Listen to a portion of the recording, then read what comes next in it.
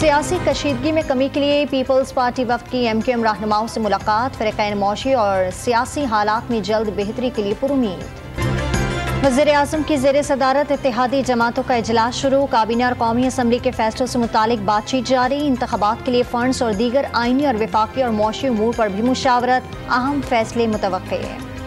पंजाब में इंतख़ाबात के लिए फंड्स न मिलने पर इलेक्शन कमीशन ने सुप्रीम कोर्ट में रिपोर्ट जमा करा दी। स्टेट बैंक ने रकम मुंतकिल नहीं की। रिपोर्ट में इलेक्शन कमीशन का मौक़िफ़। लाहौर हाई कोर्ट का इमरान खान को हिरासत न करने का हुक्म। इमरान खान के मुकदमात और जमान पार्क मुमकिन ऑपरेशन के खिलाफ दरखास्त पर अदालत ने फैसला सुना दिया।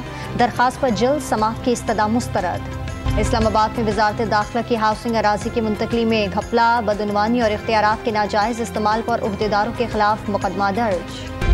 और कराची के इलाके परेडी में मनी एक्सचेंज से निकलने वाले तुर्किश शहरी से 12 लाख रुपए छीन लिए गए। मुल्ज़िमान पुलिस की वर्दी में मलबूस थे।